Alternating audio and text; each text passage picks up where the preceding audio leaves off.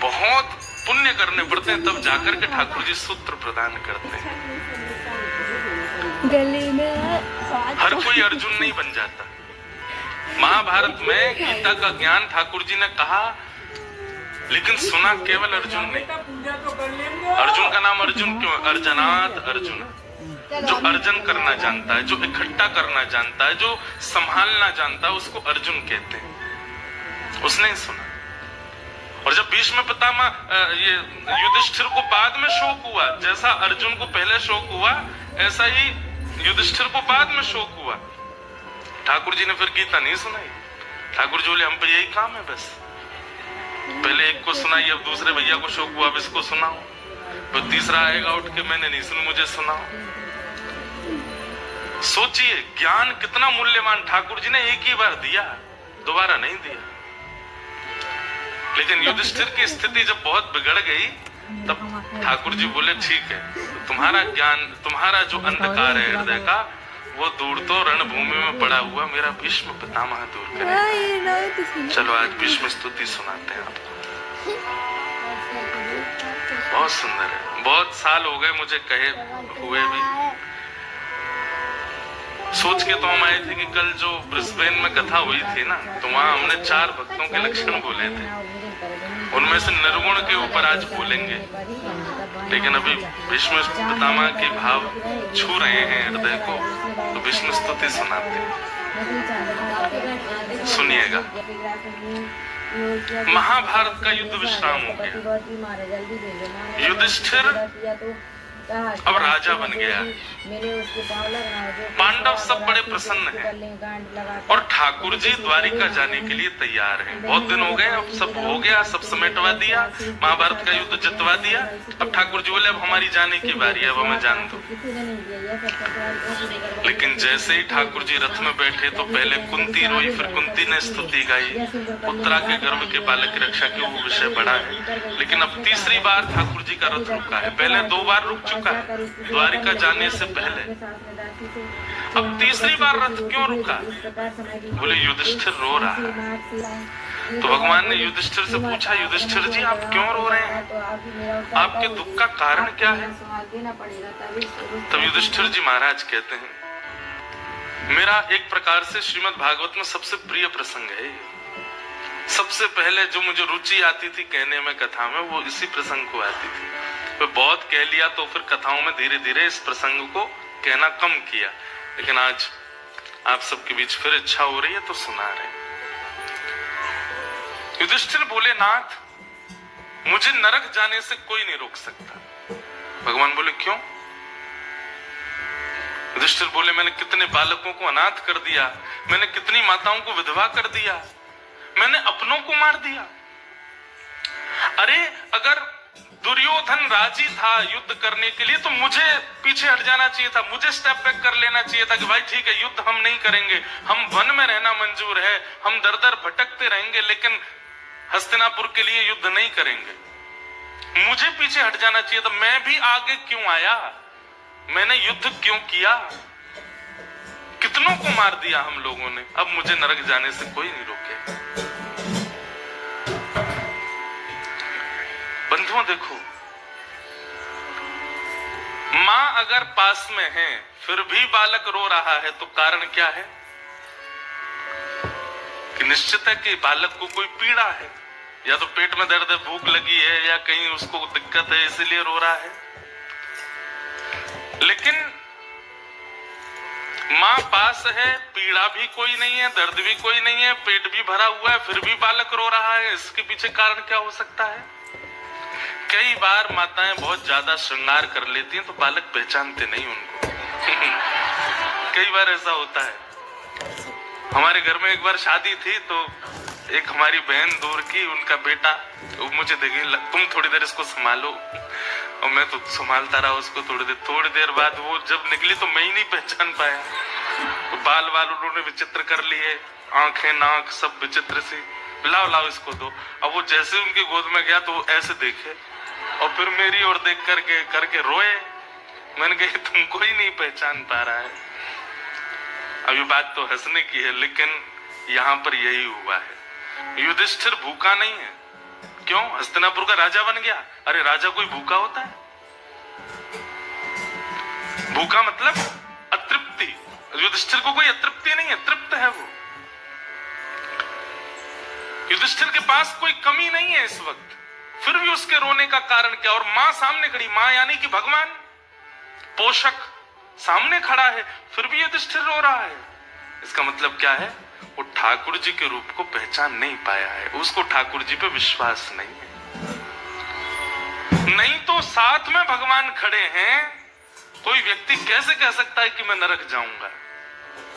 अरे हम लोग तिलक लगा लेते हैं, कथा सुन लेते हैं, एक आध बार तीर्थ यात्रा कर आते हैं तो हम लोग तृप्त हो जाते हैं, गंगा स्नान कर लिया तो अब तो मुक्ति है हमारी निश्चित।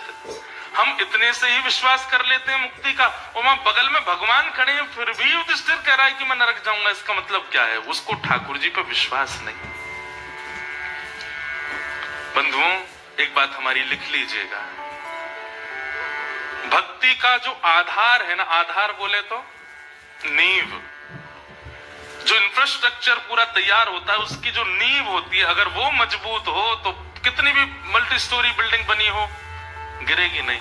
लेकिन नींव ही कमजोर है तो सब धराशायी हो जाएगा। भक्ति आप कितनी भी कर लो, नाम जप आप कितना भी कर लो, एकादशी व्रत कितने भी कर लो, तीर्थ यात्राएं कितनी भी कर लो, लेकिन आपकी नींव, भक्ति की नींव क्या है? विश्वास यदि डगमगाया हुआ है तो आप कितना भी कुछ कर लो, कोई फायदा नहीं है। भरोसा, विश्वास, ये नहीं है बाकी आप चाहे जो कुछ भी कर लो भक्ति में, कोई फायदा नहीं है। लेकिन विश्वास है तो आपके द्वारा की गई तनिक भाव भी ठाकुर जी को स्वीकार है। और केवल ठाकुर जी के लिए नहीं, आपके जीवन के संबंधों में भी, चाहे वो पति पत्नी का हो, चाहे वो माता पिता पुत्र का हो, चाहे वो मित्रों का हो, चाहे वो सखत्व का हो, कोई भी संबंध विश्वास पर ही टिकता है। और अगर विश्वास नहीं है तो फिर उस संबंध की कोई वैल्यू नहीं है। भगवान जब युधिष्ठिर रोया, युधिष्ठिर का शोक सुना, तब तक ठाकुर जी को बिल्कुल पीड़ा नहीं हुई। जब युधिष्ठिर ने कहा मैं नरक जाऊंगा, ठाकुर जी बोले मैं द्वारिका छोड़ के यहां खड़ा हूं। जगत नियंता, जगदाधार परमात्मा, जिसके अधीन पूरा विश्व है, जिसकी भ्रगुटी पर पूरा विश्व नृत्य करता है, वो तेरे सामने खड़ा और तू कह रहा है तू नरक जाएगा। ये बोले नहीं ठाकुर जी, मन में सोचे और मन में विचार किया कि इसको विश्वास नहीं है, और विश्वास नहीं है इसलिए मैं कुछ प्रवचन करूं, उससे इसका कल्याण होने वाला नहीं। अर्जुन को विश्वास था, क्योंकि गीता में अर्जुन कहता है करिष्ये वचनम तव, आप जो कहोगे, जैसे कहोगे, जब कहोगे, मैं तैयार हूं करने को। भगवान बोले देख ले, तैयार है? बोले हाँ बिल्कुल तैयार हूं। तो ठीक है, आप परीक्षा लेके देख लो। ठाकुर जी बोले ऐसे बोल के परीक्षा नहीं, ये तो समय आएगा तब लूंगा। और एक दिन हुआ, भगवान ने, अर्जुन का रथ हाँक रहे थे, अचानक से घोड़े रुक गए, तो अर्जुन ने पूछा ये घोड़े आगे क्यों नहीं बढ़ रहे हैं? आगे से बाणों की बौछार आ रही है। केशव मेरे रथ को आगे ले जाओ, मेरे रथ को बचाओ, देखो ये बाण मुझे छन्नी कर देंगे। ठाकुर जी बोले तेरा रथ आगे नहीं बढ़ेगा। क्यों? तेरे घोड़े प्यासे हैं और ये बार बार अपनी टांगे उछाल रहे हैं, आगे नहीं बढ़ रहे हैं। अर्जुन बोले तो अब क्या करें? बोले इनको पानी पिलाना पड़ेगा। बोले अब युद्ध मैदान के बीच में पानी कैसे पिलाऊं? बोले एक तरीका है। बोले क्या?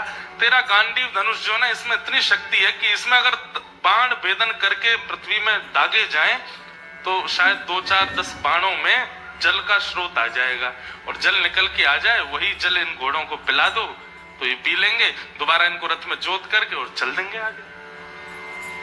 अर्जुन ने कहा एक बार मेरी तरफ देखना, आप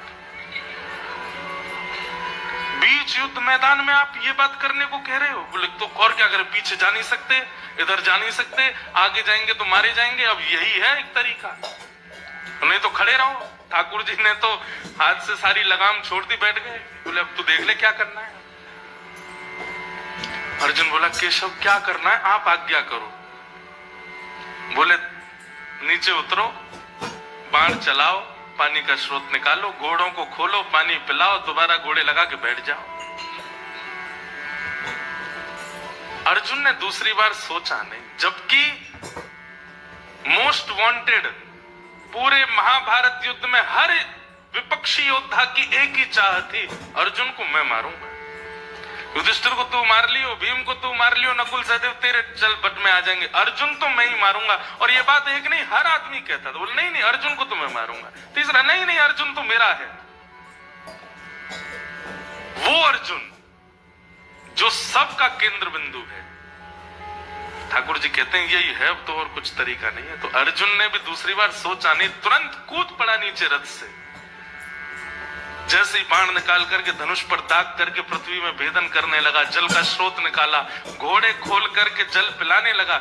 इतने में ही ठाकुर जी समझ गए, अब अर्जुन तुझे कोई नहीं रोक सकता युद्ध जीतने से, क्योंकि तेरा विश्वास अटल है मुझ पे, तू मेरी कही बात पर दूसरा विचार नहीं करता।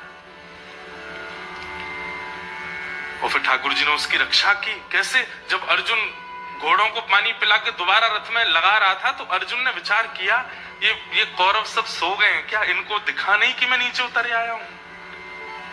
इनको पता, एक बाण भी नहीं लगा मुझे अभी तक। घोड़े बांधते जा रहा है और पीछे मुड़कर के जैसे ही कौरवों की तरफ देखा तो सब कौरव धनुष बाण ऐसे लिए, आंख खुली, मुख खुला हुआ है और बिल्कुल जैसे मूर्तिमंत स्टैचू की तरह खड़े, और सब देख अर्जुन को ही रहे। अर्जुन बोला ये कैसी लीला है? और अब जाकर के जब अर्जुन ने अपने रथ के ऊपर बैठे हुए सारथी श्री कृष्ण को देखा, तो ठाकुर जी अभी तक तो द्वारिकाधीश बने बैठे थे, लेकिन अब मदन मोहन श्री वृंदावन चंद बनकर के जैसे ही खड़े हुए, ललित त्रिभंगी स्वरूप धारण किया था ठाकुर जी ने। इतने सुंदर लग रहे थे, इतने सुंदर लग रहे थे कि सारे कौरव अर्जुन को भूल गए, ठाकुर जी को देखने लगे, उनमें ही मोहित हो गए, अपनी ओर आकर्षित कर लिया सबको कि अर्जुन इतनी देर में सब काम कर ले। ये है विश्वास का प्रतिफल। हमारा विश्वास डगमगा जाता है। कभी कभी पता है लाइफ में सिचुएशन आती नहीं है, ठाकुर जी भेजते हैं, लेट्स चेक, क्या बोलते हैं उसको, quality check. Thakur ji quality check करते हैं कि देखें तो घड़ा कच्चा है कि पक्का, और जैसे ही उसमें आप पैनिक कर बैठते हो, ठाकुर जी बोले गया काम से, इसका तिलक लगाना, नाम जप करना सब व्यर्थ हो गया।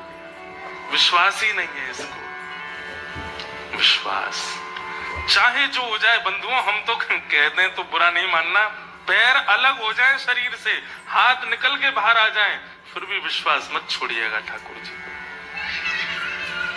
ये बात तो वो है जो मैं बोल सकता हूं, इससे भी कुछ और ज्यादा अनुभव करेंगे उसके बाद कि ठाकुर जी विश्वास का प्रतिफल कैसे देते हैं। गुरु के प्रति, नाम के प्रति, कथा के प्रति और ठाकुर जी के प्रति, ठाकुर जी के जनों के प्रति विश्वास करो, भरोसा। तो युधिष्ठिर को जब भगवान ने देखा कि इसका विश्वास डगमगा रहा है, ठाकुर जी बोले अब मैं इसको ज्ञान नहीं दूंगा। और जहां ठाकुर जी अपने आप को फेल समझ लेते हैं, वैसे तो वो कभी होते नहीं, लेकिन फिर भी हमारे श्री स्वामी हरदास जी महाराज का एक पद है, हे हरि मो सोना बिगाड़न को तो सोना संभारन को, मो सोना बिगाड़न को तो सोना संभारन को, हे हरि। अब देखो आज तक जितनी भी कथाएं हुई ना अभी ऑस्ट्रेलिया में, सब जगह हमारे ग्रंथ और पदों की किताब संग चल रही थी, वहां मुझे पद याद नहीं आ रहे थे, यहाँ सब ये भूल आए हैं तो अब सब याद आ रहे हैं। और केलीमाल जी वहीं रखी है, उसमें ये पद है। आपके पास है ये वाला पद? लाओ लाओ जल्दी, तो बहुत अच्छा पद है। स्वामी श्री हरदास जी कह रहे हैं ठाकुर जी एक कंपटीशन चल रहा है, किसमें? बोले हम में और आप में। हम बिगाड़ने में पीछे नहीं हट रहे और आप संभालने में पीछे नहीं हट रहे हैं। ये कंपटीशन चल रहा है हमारा आपका। बताओ कौन जीता? बताइए लास्ट में कौन जीता? हम आपसे पूछ रहे कौन जीता? कौन जीते? ठाकुर जी? अरे नहीं, हरिदास जी तो पद गा रहे हैं। सुनो सुनो, कॉन्सेप्ट सुनो। हरिदास जी कह रहे हैं कि हे हरि मोसो ना बिगाड़न को तो सोना सवार। मोसो को मतलब हरिदास जी अपने लिए नहीं कह रहे, हम सब बिगाड़ने में पीछे नहीं है और आप संभालने में पीछे नहीं है। तोरी मोरी लगी होड़, हमारी और उनकी होड़ लगी है, बताओ कौन जीता लास्ट में? हम जीते। ठाकुर जी हार गए, हम बिगाड़ने में ठाकुर जी से आगे निकल गए। ठाकुर जी बेचारे सिर पर हाथ धरे बैठे, राम राम कितना बिगाड़ते हैं। हमारे भारत में सुनो, ठाकुर जी ने सही में हाथ खड़े कर दिए, सरेंडर कर दिया हमारे आगे। क्यों? पत्नी पति को मार के डिब्बे में डाल देती है, विवाह के बाद घूमने गए वहां पे मर्डर करवा देती है पैसे दे करके। अभी ऑस्ट्रेलिया में खबर सुनने में आई, मेरा तो विश्वास ही उठ गया है। एक पिता ने अपनी बेटी को मार दिया। क्यों? क्योंकि बेटी टेनिस की अच्छी प्लेयर थी। भैया हम आपसे एक बात निवेदन करना चाह रहे हैं, जितना जीवन बचा है ना, नाम जप करके यहां से भग लो। इस संसार में दोबारा आना नहीं है। ये बहुत, इससे भी ज्यादा वर्स्ट होता चला जाएगा। आप सब तो ऑस्ट्रेलिया में रहते हैं, हम तो वैष्णवों के बीच में रहते हैं, इसलिए हमें ज्यादा पता नहीं। लोग क्या क्या खा लेते हैं, क्या क्या विचार कर लेते हैं, कैसे कैसे संबंधों में रहते हैं, कैसी कैसी विचारधाराएं लोगों के चित्त में प्रकट होती हैं। इसलिए भैया अगर आप लोग इस कथा में बैठे हो तो आप भाग्यशाली हो। आज ही नियम ले लीजिए, खूब नाम जप कीजिए, खूब ठाकुर जी पे भरोसा करके, खूब भजन करके भैया निकल लो यहां से। निकल लो मतलब जीवन पूरा कर लो। जीवन पूरा करके इतना भजन करके जाना कि दोबारा आना नहीं पड़े यहाँ पे। भजन का यही फल है कि आना नहीं पड़ता। ठाकुर जी अपने पास ही रख लें। नित्य ठाकुर जी से प्रार्थना करो, हे प्रभु मत दर्शन दो, मत आओ सामने, मत करो कुछ भी, बस ये कर देना कि प्राण निकले, पुनः नहीं आना पड़े इस धरती पे। स्वामी जी कह रहे हैं हम जीत गए नाथ, हमने बिगाड़ने में सारी हदें पार कर दी। आपने बहुत संभाला, बहुत संभालने की कोशिश की हमको, लेकिन फिर भी आप हार गए, हम जीत गए। हम बिगाड़ते ही चले गए। तोड़ ना तोड़, फिर भी तोड़ नहीं है। आपको हरा करके हम आगे निकल गए बिगाड़ने में, और हमें पता चल गया कि आप हार गए हो, तब भी हम रुक नहीं रहे, बिगाड़ते ही जा रहे हैं। हे हरि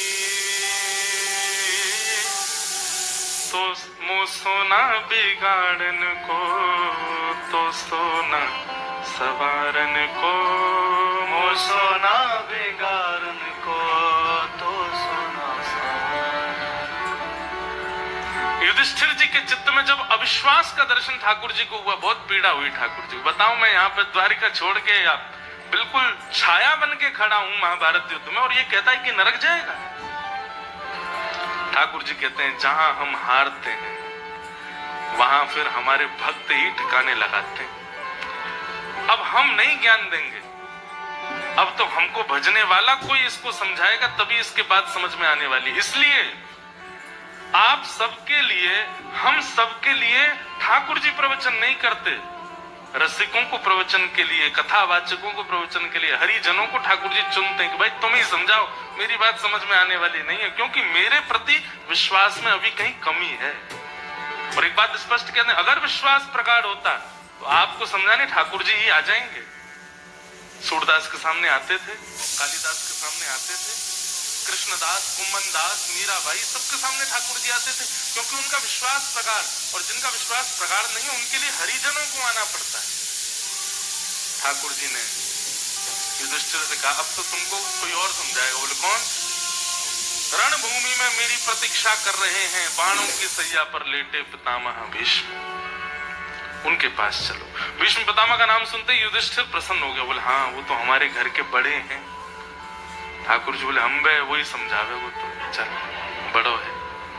अच्छा, ठाकुर जी छोटे भी हैं ना आयु में, इसलिए भी इन लोगों का भाव कम है ठाकुर जी के प्रति। मतलब प्रेम है, भाव है, लेकिन वो विश्वास नहीं है चित्त में। भगवान बोले चलो भैया, भीष्म पितामह हमारी प्रतीक्षा कर रहे हैं, रोम रोम में बाण लगा है उनके, लेकिन वो फिर भी प्रतीक्षा कर रहे हैं कि ठाकुर जी आएंगे तभी प्राण त्यागूंगा मैं। बहुत अच्छा प्रसंग है, आप सबसे हमारी प्रार्थना, एक कर्ण पिशाचनी रख दीजिए नीचे। ये कर्ण पिशाचनी है। कई लोग मैंने इधर उधर देखा तो चला रहे थे, इसलिए बोल गया इसको धर दीजिए नीचे, क्योंकि जब ठाकुर जी नहीं आए तो हमको भेजा, और जब हमारी ही नहीं सुनोगे तो कौन आएगा, किसको भेजेंगे ठाकुर जी। ये जीवन नैया पार करने वाला नहीं, इसलिए सुनिए। भगवान बोले चलिए भीष्म पितामह के पास, और भगवान युधिष्ठिर आदि पांडवों को लेकर के निकल पड़े हैं रणभूमि की ओर, जहां बाणों की सैया पर लेटे हैं पितामह भीष्म। भीष्म पितामह को एक बार बंधुओं बताएं आपको, अगर हिंदू हैं, अगर सनातनी हैं, तो जीवन में एक बार आद्योपांत महाभारत पढ़िए। सीरियल मत देखिए, सीरियल में सबने देखा है मुझे पता है, वो एक बार पढ़िए उसको। गीता प्रेस गोरखपुर की सीधी हिंदी टीका है, एक एक श्लोक का वर्णन है। देख तो आपने रखी है सीरियल्स में, अब एक बार उसको पढ़िए महाभारत को। ऐसी हमारे भारत में एक गलत अफवाह फैल गई है कि घर में महाभारत रखने से लड़ाई हो जाती है। ये महा असत्य है। महाभारत युद्ध कराता नहीं है, युद्ध विराम करता है। एक बार जरूर पढ़िए।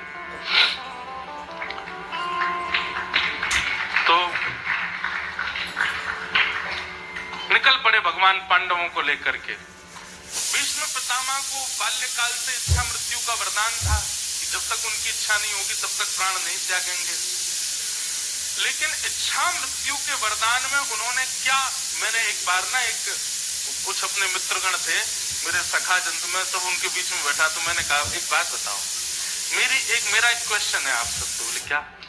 मैंने कहा अगर आप सब लोगों को इच्छा मृत्यु का वरदान मिल जाए तो आप क्या करोगे? इच्छा मृत्यु मतलब जैसे चाहो वैसे मृत्यु को प्राप्त करो, तो आप क्या करोगे? तो किसी ने कहा मैं तो स्विट्जरलैंड में पहाड़ों की वादियां देखते देखते प्राण त्यागूंगा। एक हमारे यहाँ चटोरा है सखा, वो बोला कि मैं पहले तो साउथ इंडियन खा लूंगा, उसके बाद गुजराती खा लूंगा, फिर बंगाली खा लूंगा, फिर पंजाबी खा लूंगा, और मैं तो इच्छा मृत्यु करूंगा कि मैं इतना खाऊं कि मेरा पेट ही नहीं भरे, और मैं सारे रसों को चख करके अंत में मुझे सबसे प्रिय पान लगता है, तो पान जैसे ही जाए मुख में पूरा मुंह मेरा रच जाए तब प्राण निकले। मैंने वाह भाई, किसी ने अच्छे अच्छे वस्त्रों के, किसी ने धन के, किसी ने सारे भोग ऐश्वर्य के, सबके रखे इच्छा मृत्यु। तब मुझे याद आई भीष्म पितामह। इनके पिता शंतनु महाराज ने जब भीष्म पितामह से कहा कि मैं तुम्हें इच्छा मृत्यु का वरदान देता हूं, तुम्हारी जब जैसे इच्छा होगी तभी प्राण निकलेंगे, उसी समय भीष्म पितामह ने नेत्र बंद करके ध्यान कर लिया था। शंख चक्र गदा पद्मधारी श्रीमन नारायण मेरे सामने मंद मंद मुस्काते हुए खड़े होंगे, मैं उनके सर्वांगीण अंग का दर्शन कर रहा हूंगा, वे मेरे तन का स्पर्श कर रहे होंगे, मैं उनके मुखमंडल का दर्शन कर रहा हूंगा, उसी समय मेरे प्राण निकले। मैं ऐसी इच्छा रखता हूं और मुझे कुछ नहीं चाहिए। मेरे पत्नी हो, बच्चे हो, परिवार हो, ये खाने की वस्तु, आज कुछ नहीं। और आज उस इच्छा मृत्यु को ठाकुर जी पूरा, नहीं तो पूरे शरीर में बाण लगे। भीष्म पितामह मरे नहीं अभी तक। क्यों? क्योंकि अभी इच्छा पूरी हुई नहीं है ठाकुर जी को देखने की। और इतने में ही श्याम सुंदर बाकी अदा से चलते हुए रणभूमि की ओर आ रहे हैं। और जैसे भीष्म पितामह को, अभी तक तो भीष्म पितामह ये सोच रहे कि ठाकुर जी भूल तो नहीं गए कि मुझसे मिलने आना है, लेकिन तभी चंदन की सुगंधी आने लगी, सुंदर शीतल हवा अंग को स्पर्श करने लगी, नेत्रों से अश्रु बहने लगे। भीष्म पितामह के कहने लगे आ गए श्याम सुंदर। ये सुगंधी तो उनके तन की है, ये वायु तो उन्हीं का स्पर्श करके आती है। और तभी अब हिल नहीं पा रहे हैं भीष्म पितामह, बाण लगे हैं। धीमे से अपनी तिरछी नजर करके देखा तो पीली पीतांबरी पहने श्री श्याम सुंदर, नील वर्ण है ठाकुर जी का, चलते हुए आ रहे हैं। भैया जीवन का अंत हो तो भीष्म पितामह जैसा। आप कहोगे महाराज जी कितना खतरनाक था, रोम रोम में बाण लगे। भैया ये बाण क्या है? इस संसार के सारे भोग वस्तु, काम क्रोध लोभ ईर्षा मोह द्वेष अभिनिवेश अहंता ममता इच्छा, ये सारे बाण हैं। आपको पता नहीं है, सब लगे हुए हैं हमारे। एक मोह रूपी बाण लगता है तो बाण जहां लगता है वहां से रक्त निकलता है। ऐसे ही हमको जब बाण लगता है तो हमारे भीतर से सारे सद्गुण निकलते हैं उसी बाण के स्थान से। क्रोध रूपी बाण लगा, लोभ रूपी बाण लगा, मोह रूपी बाण लगा, एक एक करके उन छिद्रों से सारे हमारे सद्गुण निकल जाते हैं। बाल्यकाल में छोटे छोटे बच्चों को देखो, ये इतने प्रिय क्यों हैं, इतने पवित्र क्यों हैं? क्योंकि अभी काम, क्रोध, लोभ, मोह रूपी बाणों ने इनका स्पर्श नहीं किया, हमारा कर चुके हैं, इसलिए हम पवित्र नहीं है, ये महापवित्र है। इस वजह से सो के उठते भी है ना तो भी प्यारे ही लगते हैं। हम सो के उठते हैं तो फिर हमको पवित्र होने जाना पड़ता है। नहाओ, धो, दुर्गंध मिटाओ, सुंदर बनो, परफ्यूम लगाओ, बाल काटो, मुंह पे प्लास्टर लगाओ तब जाकर के प्यारे लगते। बच्चों को देखो, देखो पोकर में बैठा कितना प्यारा लग रहा है, क्यों? महापवित्र है। अभी किसी भी प्रकार का दोष जीवन में है नहीं, हम सब दोषी हैं। हाँ, लेकिन कई बड़ी उम्र के भी जब गुरु आश्रित हो जाते हैं, उर्ध्वपुंड लगाने लगते हैं, गुरु के नियमों में रहने लगते हैं, गुरु आश्रय के जब पालन करते हैं और उस भाव से रहने लगते हैं, तो फिर उनकी पवित्रता छलकने लगती है। उनके मुखमंडल से, उनके बोलने से, उनके बैठने से, चलने से वो पवित्रता का अनुभव होने लगता है। तो बाण सबको लगे हैं,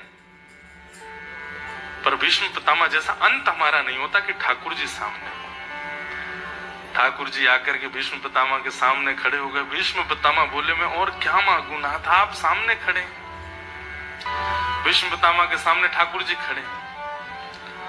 उससे पहले पांडवों ने सोचा हमारा दुख दूर कर दो, पहले फिर अपना काम कर लेना भैया। तो पांडवों को पंच धर्मों का ज्ञान दिया और पहले पांडवों को डांटा भीष्म पितामह ने। आप लोग आश्चर्य करेंगे, कुछ बताया नहीं, अभी तक कोई बात नहीं हुई है।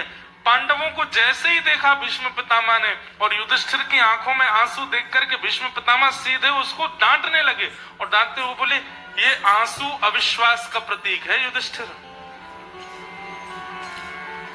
ये तुम्हारे संग जो चतुर्भुज रूपधारी खड़ा है, इसको तुम क्या समझते हो? ये तुम्हारा भाई है ये अर्जुन, तुमने इसको अपना सारथी बना लिया, तेरा सारथी है ये। ए भीम, तुम इसको शांति दूत बना करके भेजते हो हस्तिनापुर, तुम्हारा शांति दूत है ये। जाते जाते बता के जा रहा हूं, कान खोल करके सुन लो, कौन है ये? ए सवई भगवान साक्षात दत्यो नारायण पुमान। पूरे ब्रह्मांड का नायक साक्षात नारायण भगवान है ये। इनको तुम अपना भाई समझते हो, इनको तुम अपना सारथी समझते हो, इनको तुम अपना शांति दूत बना के भेजते हो, और इनके रहते हुए तुम्हारे अंदर अविश्वास है, ये तुम्हारा दुर्भाग्य है। ठाकुर जी, आपको तो कौरवों का पक्ष लेना चाहिए था। हमारी तरफ आते तो हम आपके प्रति विश्वास प्रकट करके दिखाते। भगवान बोले, मुझे आने में कोई दिक्कत नहीं थी, पर जहां नारी का सम्मान नहीं होता ना, वहां भीष्म पितामह जैसे लाख खड़े हों, मैं उस स्थान को नहीं चुनता। द्रौपदी का चीरहरण किया था दुर्योधन ने, और तुम उसके यहां खड़े थे।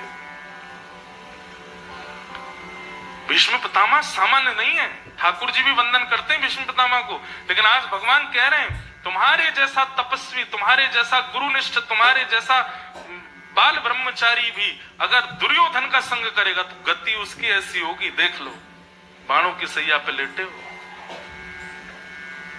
पांडव भले ही इतने योग्य ना हो, मेरे प्रति भले ही थोड़ा भी अविश्वास कर रहे हैं, लेकिन दुराचरण नहीं करते हैं, इसलिए इनका संग कर रहा हूं।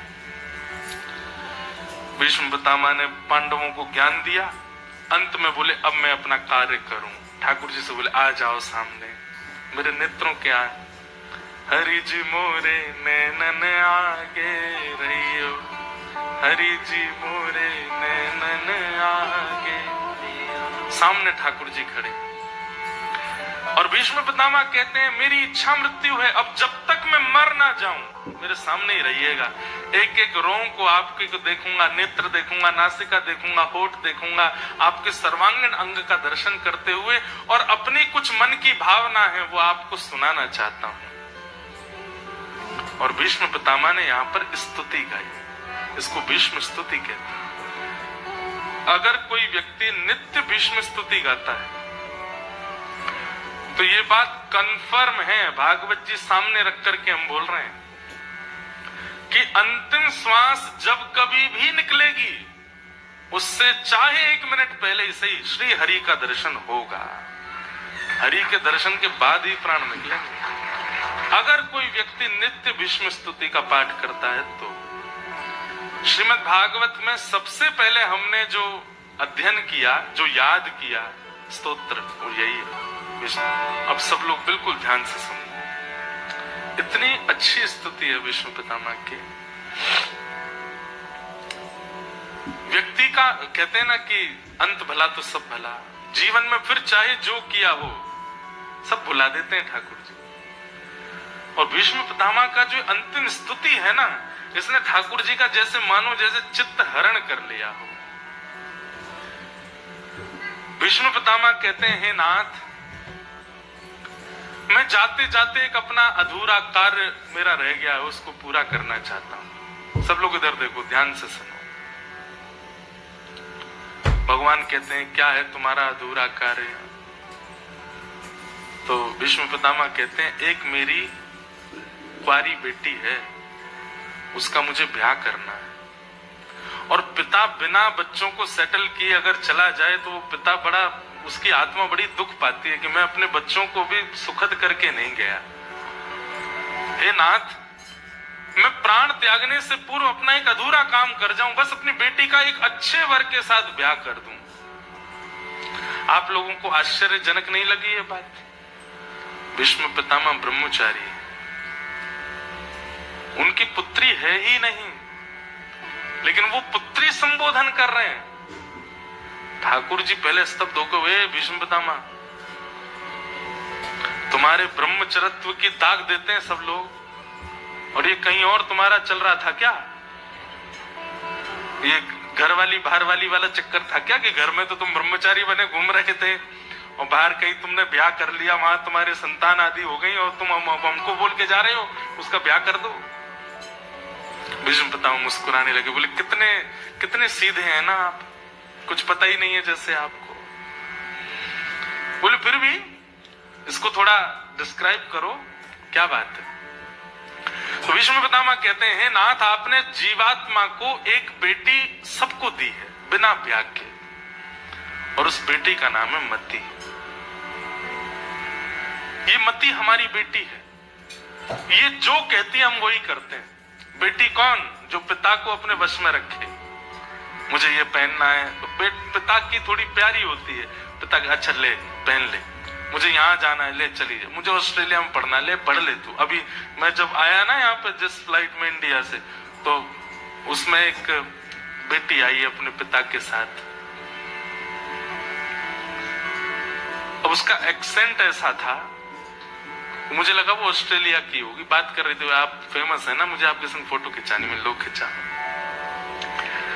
तो एक्सेंट देख करके तो लग रहा था कि वो यहीं की होगी। तो फिर मैंने पूछा, आप यहीं रहते हो? नहीं नहीं, मैं पढ़ने आई हूँ, पहली बार ही आई हूँ। मैंने, वाह, पिताजी महाराज संग में थे। तो फिर मेरे मन में ऐसे भाव आया कि पिता क्या नहीं करता अपने बच्चों के लिए, सब करता है, उसकी इच्छा होती है, और बेटी के लिए तो विशेष रूप से। और जहां कहीं ये पुत्रियों के प्रति जो दुर्भावना पिताओं में आ जाती है, वो पिता है ही नहीं। उनको पिता का मतलब रक्षक होता है, वो राक्षस है उनके प्रति। तो ऐसे तो फिर वो हिरण्यकश्यप वाली कैटेगरी के भी तो आ जाते हैं कहीं कहीं पे, जो प्रहलाद जी को ही मारने तुले रहते थे। तो सुनिएगा, तो विष्णु पितामह बोले कि मेरी, आपने हर इंसान को एक बिना ब्याह की बेटी दी है, उसका नाम है मति। जैसे बेटी अपनी इच्छा पूरी पिता से कराती है, ऐसे ही ये मति भी हमको अपने वश में रखती है। चलो आज गोल्ड कोस्ट में कथा हो रही है, सुनने चलें? तो मति क्या कहती है? वर्किंग डे है, दिन भर काम करके आए, क्या करना है? चाय पियो, बढ़िया पड़े रहो बिस्तर में, क्या करना है, क्यों जाना है? मति की इच्छा होती है तो ही हम क्रिया करते हैं। अगर मति नहीं होती तो उस क्रिया में जाकर के भी हम लोग ऐसे बैठे रहेंगे जैसे कितना प्रेशर है, हम तो भोजन करने आए थे, जल्दी कथा पूरी हो, प्रसाद लें, निकलते बने यहाँ से। तो मति, ये सबको अपने वश में रखती है। इसकी इच्छा हो तो हम जाते हैं, इसकी इच्छा हो तो हम खाते हैं, इसकी इच्छा हो तो हम पहनते हैं, इसकी इच्छा हो तो हम सब क्रिया करते हैं। नाथ ये जब तक कुंवारी रहती है ना, ये तब तक पिता को नचाती रहती है, लेकिन जैसे ही इसका ब्याह होता है, इसके जीवन में जब पति आ जाते हैं बेटी के जीवन में, तो फिर ये पिता को परेशान नहीं करती, फिर ये पति के अधीन हो जाती है। फिर ये पति जो चाहता है वैसा करती है। हे नाथ, हम सबकी मति कुंवारी है और इस कुंवारी मति के एकमात्र पति आप हैं। अगर आप इसका वरण कर लेंगे तो ये आपके अधीन हो जाएगी, और मति अगर आपके अधीन हो गई तो हमारा जीवन सफल हो जाएगा नाथ। इसलिए मेरा ये अधूरा काम मृत्यु से पहले पूरा कर दीजिए। समझ में आई बात की? यूं ही टप टप बजा दी ताली, आई ना? भीष्म पितामह कह रहे हैं मृत्यु से पहले नाथ मेरी इस मति को आप स्वीकार कर लीजिए, इससे ब्याह कर लीजिए, आप इसको अपने अधीन कर लीजिए। भगवान बोले हमसे क्यों ब्याह कराना है, बहुत अच्छे अच्छे वर हैं दुनिया में, किसी और से ब्याह करा दो। तो भीष्म पितामह कहते हैं आपसे बढ़िया कौन मिलेगा? त्रिभुवन कमनम तमाल वर्णम रविकर गौरवनाम्बरम दधाने। अरे सो चटक मटक सो ठाकुर, तीनों लोकन में ना। ऐसो चटक मटक सो ठाकुर, तीनों लोकन में ना। हमारा आज गाने का मन कम कर रहा है, एक दो लाइन गा के हमारा यूं होता कथा तो कहते हैं, अब ऐसे लेट हो गए बहुत। लोकन हूं मैं नाए, तीनों लोकन हूं मैं नाए। हाँ लोकन हूँ मैं नाए, तीनों लोकन हूँ मैं नाए। ऐसो चटक मटक सो ठाकुर, तीनों लोकन हूं मैं नाए। ऐसो चटक मटक सो ठाकुर, तीनों लोकन हूँ मैं नाए। भीष्म पितामह कह रहे हैं आपसे प्यारा कौन है ठाकुर जी इस संसार में, जिसको मैं अपनी पत्नी बेटी दूं? मेरी बेटी तो आपसे ही ब्याह करेगी। ठाकुर जी बोले केवल सुंदरता नहीं देखनी चाहिए, होने वाले दामाद में केवल सुंदरता है और कर दिया ब्याह, पता चली बुद्धि गुड़गोबर है पूरी, समझदारी भी होनी चाहिए, बहुत सारे गुण देखने चाहिए दामाद में, तब जाके बेटी का ब्याह करना चाहिए। सौंदर्य देख करके ब्याह नहीं, शौर्य भी होना चाहिए। अरे कल को जीवन में अप डाउन आएगा तो बेटी की रक्षा करने वाला होना, ऐसा थोड़ी हो कि ब्याह करा दिया और जीवन में विपरीतता आ गई तो बेटी के पीछे छुपा है, तुम बचाओ मुझे तो मैं क्या करूं अब, ऐसा थोड़ी होना चाहिए। शौर्यवान होना चाहिए। भीष्म पितामह बोले एक आईना रख लीजिए अपने आगे, क्योंकि जो जो आप गुण बोलते जाओगे मैं सब आप में दिखा दूंगा। ठाकुर जी बोले शौर्य कहाँ है हम में?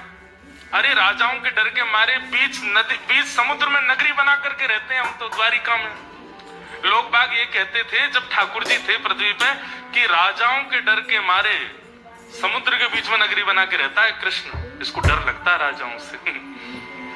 भीष्म पितामह बोले आप जैसा शौर्य किसका होगा? बोले क्यों? युधितुर गर्जो विधुम्न विश्व क्वच लुलित श्रम वार्य लंकृतास्य मम निशित शरीर विविद्यमान त्वचि विलसत कवचेस्तु कृष्ण आत्मा। आप जैसा शौर्य किसका हो सकता है नाथ? क्यों? बोले अर्जुन को एक बाण स्पर्श नहीं कर पाया महाभारत युद्ध में, क्यों? क्योंकि आप उसके रक्षक थे, आप उसके सामने सारथी बनकर के बैठे थे, जबकि अर्जुन सबका केंद्र बिंदु था, लेकिन उस अर्जुन को एक बाण स्पर्श नहीं कर पाया। इसमें अर्जुन का शौर्य नहीं है, आपका शौर्य है। मैं देखता था जैसे ही बाण चलाया जाता था इतनी द्रुत गति से आपकी नजरें घूमती थी, कहां से बाण अर्जुन के पास आ रहा है। आप तुरंत रथ को इतने इस तरीके से घुमाते थे कि वो बाण इधर उधर से निकल जाता था, एक बाण भी अर्जुन को छू नहीं पाता था। अर्जुन को भले ही लगता हो कि वो गांडीव धनुषधारी है, लेकिन मैं आज कहता हूं अर्जुन तेरी रक्षा इसलिए हुई क्योंकि द्वारिकाधीश तेरे सारथी हैं। तेरी इतनी हिम्मत है कि तू बाणों से बच जाए, वो भी मेरे बाणों से। भीष्म पितामह एक ऐसा बाण छोड़ते थे कि जिसका अभिमंत्र, जिसका नाम बोल के छोड़ा, वो चाहे गुफा में चला जाए, बाण वहां जाके मार देगा। कौन को फोन है भैया? मारो है? कौन को है? कोई रीना जी को फोन आ रहा है। ले जाओ ले जाओ। आपका ही है क्या फोन? है? अरे ब्याह हो गया है महाराज, चिंता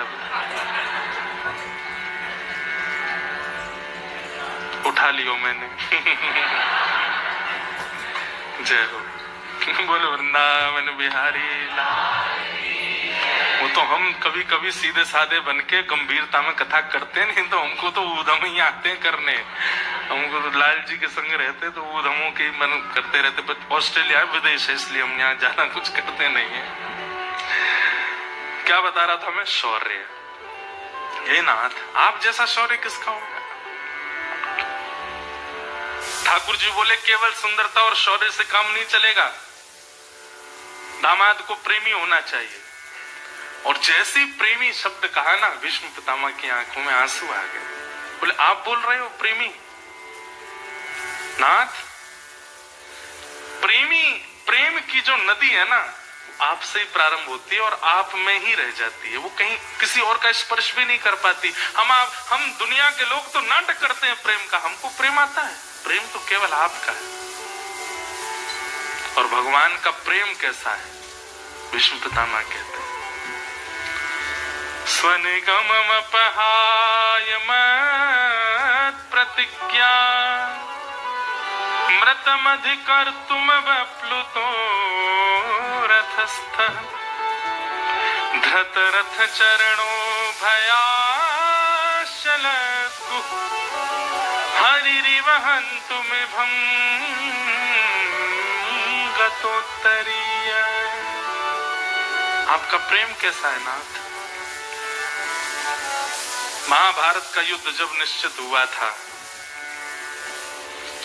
तब दुर्योधन और अर्जुन दोनों द्वारिका गए थे। एक कौरवों का मुखिया और एक पांडवों का मुखिया। और दोनों ने जाकर के श्री कृष्ण से कहा कि भगवान, अब महाभारत युद्ध होने वाला है, आप बताइए आप किस पक्ष में? अर्जुन ने नहीं बोला, दुर्योधन बोला, किस पक्ष में रहोगे? ठाकुर जी बोले, भैया हम कोई पक्ष नहीं बांट सकते, तुम दोनों हमारे भैया हो, एक पक्ष कैसे बताते? नहीं, एक पक्ष तो आपको बताना पड़ेगा। किस तरफ रहोगे? कौरवों की तरफ कि पांडवों की तरफ? ठाकुर जी बोले, हम तुम पे ही निर्णय छोड़ देते हैं। एक तरफ अकेला मैं, वो भी निशस्त्र रहूंगा, शस्त्र नहीं धारण करूंगा, और दूसरी तरफ मेरी सेना सशस्त्र रहेगी। अब तुम दोनों आपस में विचार कर लो, जिसको जिसकी जरूरत हो वो सोच लो। देखो कितने चतुर हैं ठाकुर जी। ऐसे कोई बंटवारा करता है? अरे भाई, जब थाली में कोई सामग्री आती है तो उसको बराबर दिया जाता है ना, ले ये तेरा, ये मेरा, ये। ऐसे कौन बंटवारा कर? क्या कह रहे हैं ठाकुर जी? ठाकुर जी कह रहे हैं सब्जी सब्जी सब तुम्हारी, रोटी केवल मेरी। सामने वाला ये सोच करके खुश हो गया, अरे कम से कम 10 कटोरी सब्जियां तो हैं, रोटी नहीं है तो क्या हो गया? लेकिन बात तो यही है कि पेट तो रोटी से ही भरता है, सब्जियों से नहीं भरता। ठाकुर जी ने यही किया, 10 प्रकार की सब्जी एक तरफ कर दी और रोटी एक तरफ कर दी। बोलो अब इन दोनों में तुम बांट लो। मैं अकेला एक तरफ रहूंगा, शस्त्र नहीं उठाऊंगा, और दूसरी तरफ मेरी पूरी सेना रहेगी, सशस्त्र रहेगी। थोड़ी देर बाद दुर्योधन बोला, जय जय, आपका वैसे भी प्रेम बहुत ज्यादा है इन पांडवों से, अर्जुन से आपकी मित्रता बहुत ज्यादा है।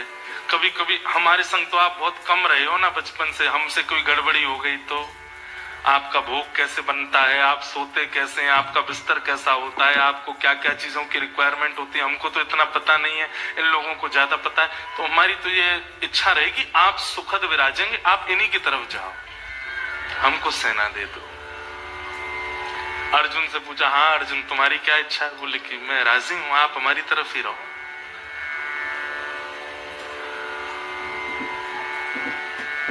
क्वालिटी छोड़ दी, क्वांटिटी पकड़ ली।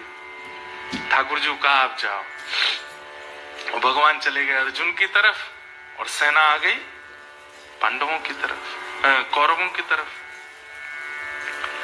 लेकिन जब सेना लेकर के वापस आया दुर्योधन, तो यहां सब बड़े लोग बैठे थे देखने के लिए कि श्री कृष्ण हमारी तरफ आएंगे कि नहीं। लेकिन जैसे ही दुर्योधन आया तो सबने पूछा, हाँ भाई क्या हुआ, किस तरफ जा रहे हैं श्री कृष्ण? बोले कृष्ण तो चले गए पांडवों की तरफ, लेकिन उन्होंने अपनी पूरी सेना हमको दे दी। अच्छा है ना, उन्होंने तो प्रतिज्ञा ली है कि वो पूरे महाभारत युद्ध में शस्त्र नहीं उठाएंगे। सब लोगों को इस बात से कोई फर्क नहीं। सब बोले ठीक है, बिना शस्त्र के रख के क्या फायदा था, ठीक है, अच्छा है, सेना बढ़ गई अपनी और बढ़िया ही रहा। लेकिन भीष्म पितामह तो चिंतन करने लगे।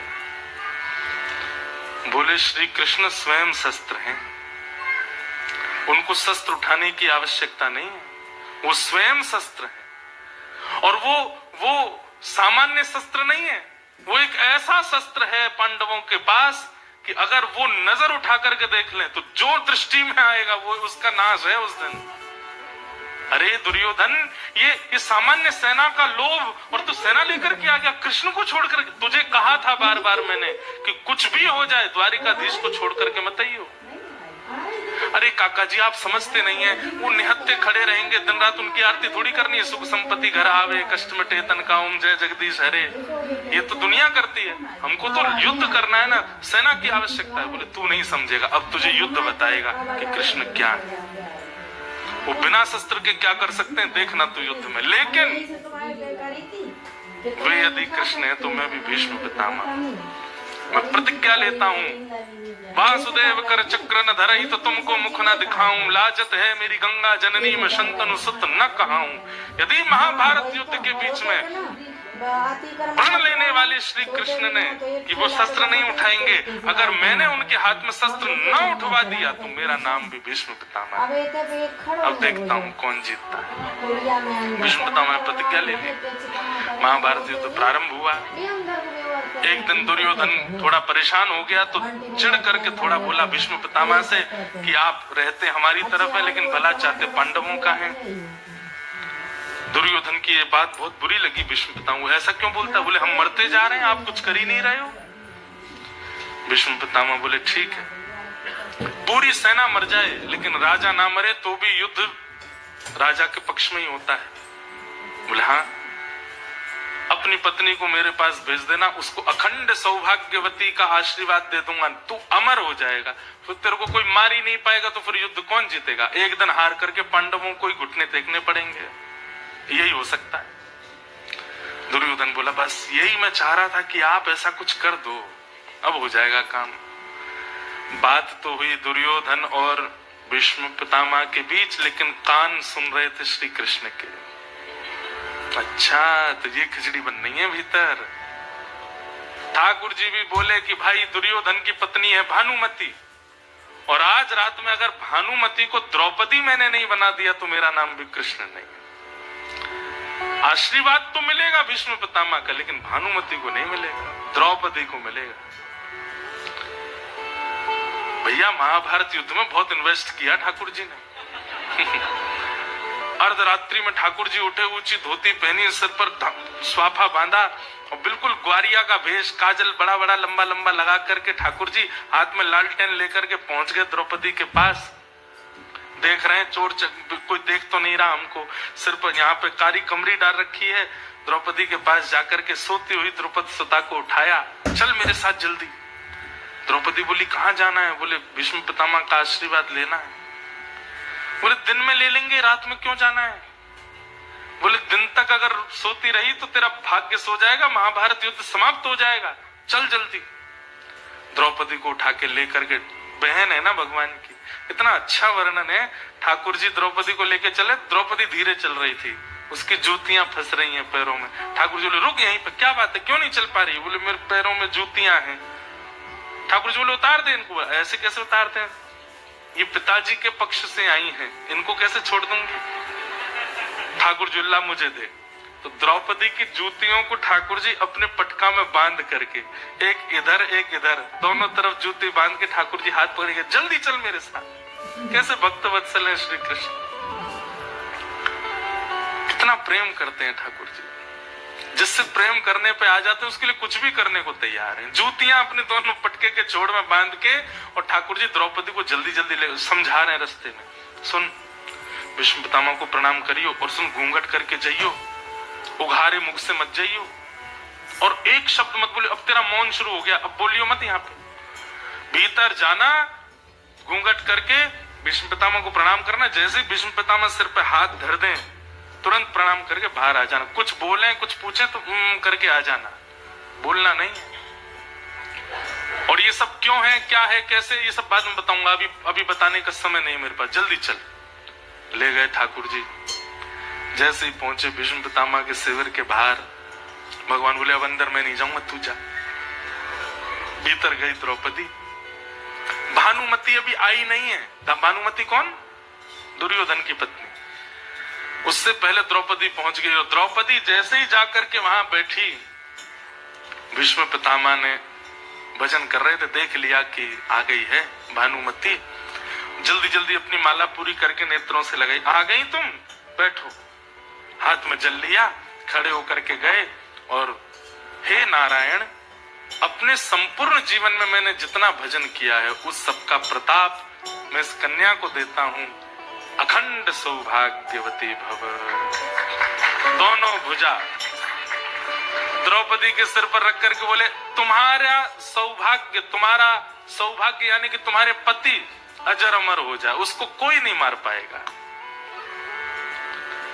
जैसे ही द्रौपदी ने ये आशीर्वाद सुना, अखंड सौभाग्यवती भव, ये तो नहीं बताया था कृष्ण ने कि ये आशीर्वाद मिलेगा। द्रौपदी बोली, ये आशीर्वाद दे रहा अखंड सौभाग्य का, और मेरे सौभाग्यों के पीछे धनुष बाण लेके भागते हैं ये महाभारत युद्ध में, यही पीछे पड़े रहते हैं उनके। एक बार इनको बता तो दूं कि फिर कल से मुझे दिख मत जाना पांडवों के पीछे भागते हुए। तुरंत द्रौपदी ने अपना घूंघट उठा लिया। तो फिर याद रहे, एक नहीं, दो नहीं, तीन नहीं, चार नहीं, पांचों की जिम्मेवारी आपकी है। अगर खरोंच भी आई महाभारत में तो मैं आपसे पूछूंगी। भीष्म पितामह बोले, द्रौपदी तू है? मैंने तो भानुमति को बुलाया था, तू कहां से आ गई? क्यों, मैं नहीं आ सकती? नहीं, आ तो सकती, पर मैंने भानुमति को बुलाया था। ये भानुमति द्रौपदी कैसे हो गई? ये तो पूरा महाभारत पलट गया, ये तो सब कुछ पांडवों के पक्ष में चला गया। अरे बिटिया, तुम्हारी विजय हो गई है, आज जीत गए तुम लोग। अब पांडवों की वध हो ही नहीं सकता। द्रौपदी बोली, ये तो मेरा भाग्य है, सौभाग्य, प्रणाम करती हूं, चलती हूं मैं। भीष्म पितामह बोले, सुन, तू अकेली आई रात को, और एक बात बता, तेरे को क्यों लगा कि मुझे आशीर्वाद लेना चाहिए? द्रौपदी बोली, वो सब बात नहीं, बस मैं जा रही हूँ, मुझे नींद आ रही है, मैं जा रही हूँ। रुक जा, यहीं पर रुक। अकेली तो नहीं आई है तू, कौन आया है तेरे साथ? भीष्म पितामह समझ गए ये बुद्धि कोई और लगा ही नहीं सकता है, एक ही है इनके पास। इसीलिए तो भीष्म पितामह कहते हैं, कृष्ण स्वयं शस्त्र है भैया। कौन आया तेरे साथ में? बोले, हमारा ग्वारिया आया है, गायों का दूध निकालता है, वो आया है। जरा मिलवा तो मुझे, मैं भी देखूं कैसा ग्वारिया। चल करके भीष्म पितामह गए। हाँ रे भैया, कहाँ है ग्वारिया? ठाकुर जी ने जैसे ही भीष्म पितामह को देखा, ठाकुर जी चौकड़ी मार के भागे।